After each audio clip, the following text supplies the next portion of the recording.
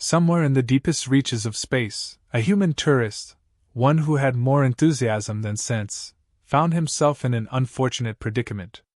His starcraft, his prized, questionably functional ship, had crash-landed on an unknown, vibrant, jungle-like planet. At first, he thought he might have lucked out, landing on what seemed like a paradise. Lush, colorful flora surrounded him, and the air carried a strangely pleasant, earthy aroma. But the faint sounds echoing from deeper in the forest quickly reminded him that he was anything but safe here. Then they found him. Towering women, each more statuesque than the last, emerged from the foliage. They were clad in woven leaves and vibrant fabrics, their skin adorned with intricate patterns and markings that spoke of an ancient culture. Each one stood easily twice his height, and they looked at him with wide eyes and bewildered smiles, as if he were a strange animal they'd never seen before. And in a way, he was. They gathered around him, whispering in a language he couldn't understand, though their intent seemed clear. One of the taller women, possibly a leader, gestured for him to follow. His options were limited: stay and be left alone in a jungle full of strange creatures, or follow the giants with spears and curious glances. He chose the latter. The women led him to their village, a sprawling assembly of tree houses, carved stones, and communal spaces. Everything about it was large, sturdy, and somehow intimidating. He tried not to make any sudden moves, afraid of unintentionally provoking the crowd that had gathered, all towering over him with looks that ranged from fascination to outright curiosity. Finally, a woman stepped forward, draped in a more elaborate version of the tribal attire. She seemed older, maybe an elder or a leader. She spoke, her voice calm and melodic, gesturing towards him and then to a large feline-like creature prowling in the distance, sleek and silver-furred. She smiled, leaned in close, and said in halting galactic common, "To stay here, you eat pussies." He blinked, certain he hadn't heard correctly. She must have meant something else. Right. But before he could ask, the entire village nodded approvingly and started chanting what sounded like the same phrase. "Eat pussies! Eat pussies!" His cheeks burned as he tried to process this. Just so I'm clear," he stammered, trying to keep the smirk off his face. You want me to eat that?" The elder nodded, gesturing to one of the feline creatures. "Yes. Eat pussies. Show us your worth."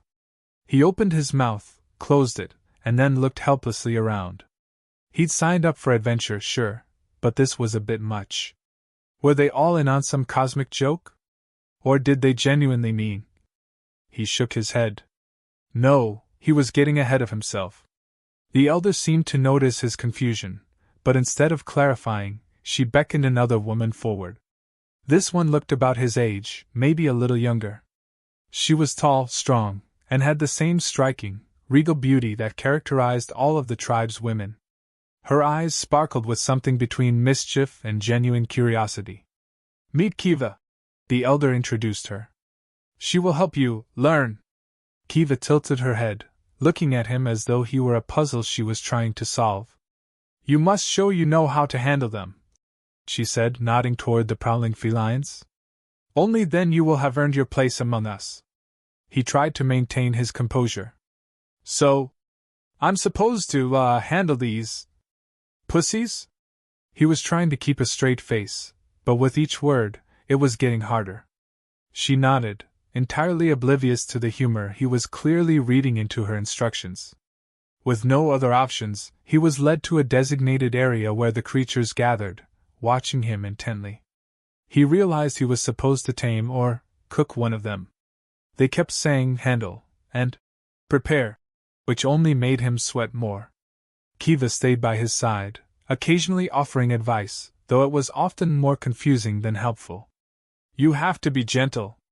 At first, they won't trust you. But if you show patience, they will be more open," she advised, oblivious to the double meanings he couldn't stop attaching to her words. The feline-like creature watched him cautiously as he edged closer, holding a handful of dried fruits they'd given him to offer as a peace gesture. Every step he took, he could feel Kiva's eyes on him, evaluating his every move. "It's not just about brute strength," she whispered. You must be smooth. He nearly choked. Smooth? Yes, she replied earnestly. We value those who handle our pussies with skill and grace. Somehow, he managed to stifle a laugh, clearing his throat. He gave a nod, not trusting himself to speak, and held out the fruit. To his surprise, the feline creature crept closer, cautiously sniffing before taking the offering from his hand. The village erupted into cheers, clearly impressed by his first step toward taming the creature.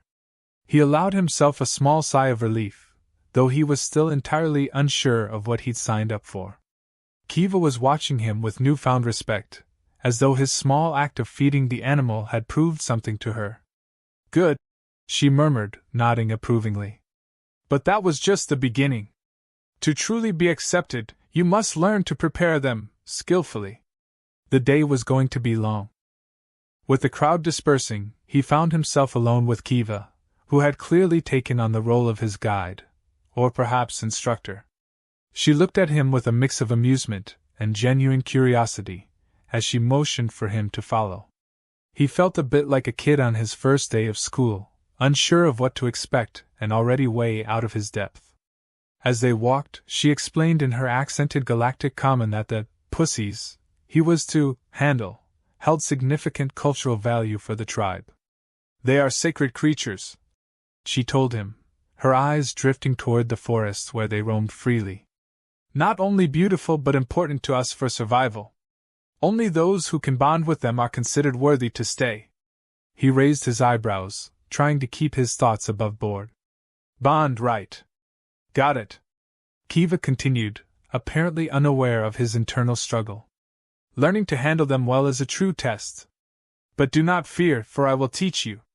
She added this with a wink, which didn't exactly help his focus. He had to remind himself that she was entirely earnest, which somehow only made the situation more amusing. They arrived at a secluded area on the edge of the village where several of the feline creatures lounged, their sleek coats gleaming in the dappled sunlight. Each one seemed to eye him with a mix of curiosity and disdain, clearly not impressed by his presence. Kiva crouched down, motioning for him to do the same. Observe how they move, she whispered. Every step is graceful, every gesture is careful. They are easily startled, so you must be calm, patient, gentle. He gulped, trying to concentrate. Calm, patient, gentle, he repeated, nodding to himself. She gave him an approving look, leaning closer as she instructed him on how to reach out, hand extended and palm up. Let them come to you. They don't respond well to being rushed, she advised, her voice soft. Taking a deep breath, he followed her instructions, feeling a bit silly but trusting her guidance. After all, she seemed to know what she was doing. He held his hand out, palm up, and waited. One of the smaller creatures padded over, its eyes fixed on him as it sniffed the air. For a tense moment, it paused, then nuzzled his hand with its nose. He nearly laughed in surprise, but managed to stay still, watching as it accepted his presence. Kiva smiled, clearly pleased with his progress. Good. You are learning fast. Most newcomers would be trembling by now. She seemed to study his face, her expression softening. It is rare for someone like you to adapt so well. He scratched his head, feeling a bit of pride mingling with his confusion. Thanks, I guess? But Kiva wasn't done yet. She looked serious as she explained the next step. Now you must learn how to prepare them. It requires great skill to make a proper dish. She gestured for him to follow her to a nearby hut filled with various herbs, spices, and ingredients, many of which he couldn't identify. First, you need the right touch. Too rough, and the flavor is ruined. Too timid, and it will be bland, she said, handing him a knife and pointing at a bowl of ingredients. Begin here, then add just a touch of this. He carefully followed her instructions, still somewhat bewildered by the elaborate process. The way she talked about the delicate preparation made it sound almost like an art form. He tried his best to keep up, chopping, stirring, and seasoning as she directed. At one point, she leaned over his shoulder, her hand guiding his on the knife. See? Smooth strokes. It's all in the finesse, she murmured, her voice close to his ear. He swallowed hard, trying to focus on the task at hand, though his thoughts kept wandering. When he finally finished preparing the dish, Kiva took a small bite, her eyes lighting up. Not bad. With practice, you could be quite skilled. She smiled, genuinely impressed. He allowed himself a chuckle, partly out of relief. Glad to know I'm not a total disaster in the kitchen. Kiva nodded, still smiling. Perhaps there is hope for you yet. If you continue to improve, you may even earn a place here among us. Though it will take dedication. His heart skipped a beat at the thought. You mean I could actually stay here? Her smile softened, and for a moment, he thought he saw something tender in her eyes. Yes. But only if you are willing to work hard, to understand our ways. To truly embrace our culture. He wasn't entirely sure what she meant, but he found himself nodding, almost instinctively. I'll do my best. After all, it's not every day you get a chance like this. Her gaze lingered on him for a moment longer before she turned, motioning for him to follow her back to the village. Then come. There is much more for you to learn, and the others are eager to see your progress. Just remember. She hesitated, then leaned in close, her voice low. Handle them with care. He managed to hold in his laughter, nodding solemnly as he replied. Of course. Wouldn't want to mishandle them. Back in the village, Kiva introduced him to a larger gathering of women, each one observing him with a mixture of curiosity and expectation. He noticed that his efforts with the pussies had already spread through the tribe, and whispers of his potential were clearly circulating. The women seemed excited, as if he were some sort of curiosity that had stumbled into their midst. The pressure was on, and he felt every bit of it. Kiva stepped forward, raising her hands to quiet the crowd. She announced that he would now demonstrate his skills publicly, proving his worthiness in front of everyone. His eyes widened at the thought of a public performance. He had been doing fine in private, but now with all these eyes on him, he felt his confidence start to waver. Kiva must have noticed, as she leaned over, whispering, Relax. They only want to see how well you've learned. Just remember what I taught you and be gentle. He took a deep breath, nodding as he stepped forward. Before him, one of the more elusive feline creatures, one Kiva had described as particularly challenging, sat patiently. The crowd murmured in approval, clearly impressed by his choice of subject. He crouched down, offering his hand as he had been shown, and waited. The creature approached cautiously, sniffing the air, and finally accepted his touch, nuzzling his hand as if it had known him for ages. The gathered crowd erupted in cheers and appreciative laughter, clearly impressed. Kiva clapped him on the shoulder, giving him a rare, approving smile. You're a natural. I knew you would adapt, she said warmly. Feeling emboldened, he decided to take things a step further, applying some of the techniques she had taught him to prepare a small dish, garnished with herbs he'd gathered under her guidance. The aroma wafted through the air, and he offered the dish up for Kiva to taste first. With a grin, she sampled it, her eyes lighting up. Delicious! You've done well, she declared, loud enough for the entire tribe to hear. He couldn't help but feel a surge of pride. Here he was, not only surviving but thriving in an alien culture, impressing a group of women who'd previously seen him as an outsider. A couple of them approached him, curious about the recipe and his techniques. He explained as best he could, though his limited knowledge of their language made for a few humorous miscommunications. Still, they laughed and nodded, appreciative of his effort. Then Kiva leaned in close once more, eyes twinkling. There's one final test before you can truly earn a place here. He raised an eyebrow, trying to remain calm despite the crowd's attention. One last test, huh? Yes, she said, her voice playful yet challenging. Our people believe that only one who has complete control over himself can understand the essence of handling in our ways. Her words carried a double meaning that he could hardly miss, and he wasn't sure if she was toying with him on purpose. She led him to a secluded spot within the village where a small stone platform sat. She explained that he would need to demonstrate his new skills once more, this time by preparing a meal under the watchful eye of the elders, a group of wise women who would judge his efforts and determine if he was worthy of the tribe's acceptance. The elders arrived shortly after, each one with an expression of wisdom and patience. They sat in a semicircle, watching him intently as he prepared the ingredients, his hands trembling slightly as he worked. He knew this was his big moment, and the silence in the air was thick with anticipation. Taking a deep breath, he focused on each step, remembering Kiva's words. He cut, mixed, and seasoned each ingredient with the utmost care, keeping his movements steady and controlled. The crowd watched, captivated by his every move. Kiva was nearby, her expression one of encouragement and pride. He could tell that she wanted him to succeed as much as he did. Finally, he finished the dish, offering it up to the elders with a bow. They each took a small bite, their expressions carefully neutral. The tension was almost unbearable as he waited for their response. After what felt like an eternity, the eldest woman smiled, nodding her approval. "You have shown skill, patience, and understanding," she said, her voice carrying a note of finality. "You have proven yourself to be worthy." The crowd erupted in applause, and he felt a wave of relief wash over him. He had done it. He was accepted. Kiva stepped forward, placing a hand on his shoulder. "Congratulations," she said softly. "You are now one of us." He couldn't help but laugh, feeling a mixture of pride and disbelief. He had come to this strange world, barely knowing how he would survive, and now he was a part of their tribe, respected and welcomed. Kiva leaned close, her eyes meeting his, and he felt a warmth that went beyond mere camaraderie.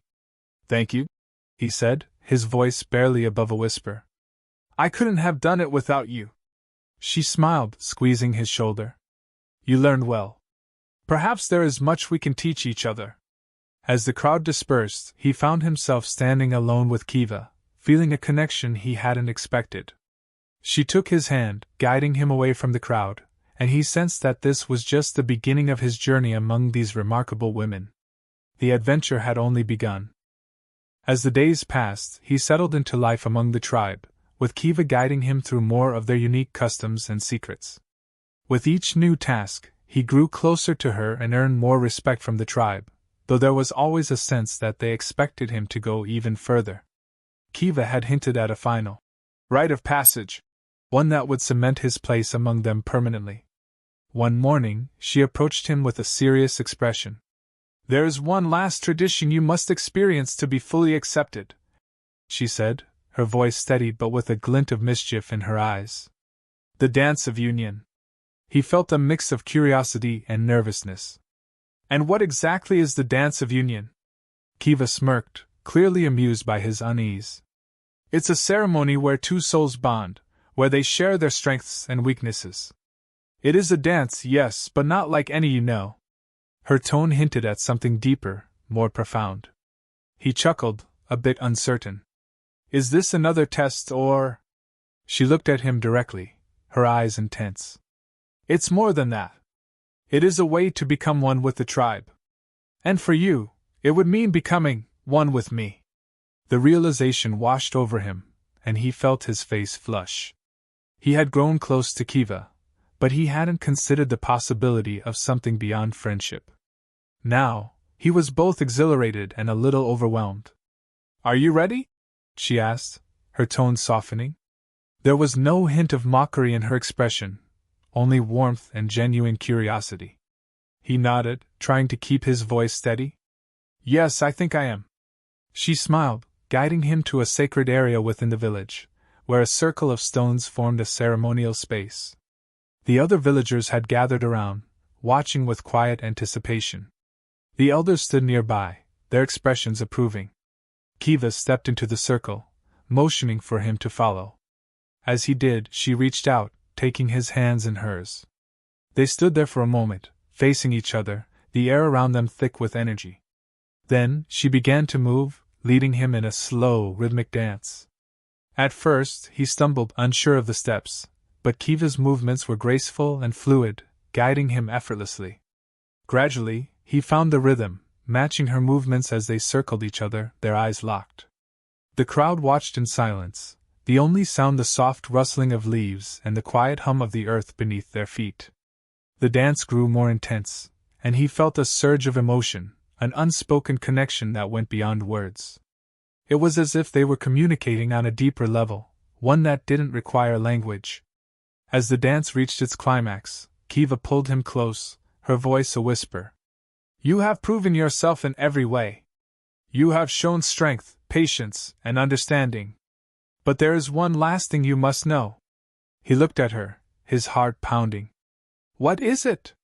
She held his gaze, her expression both serious and tender.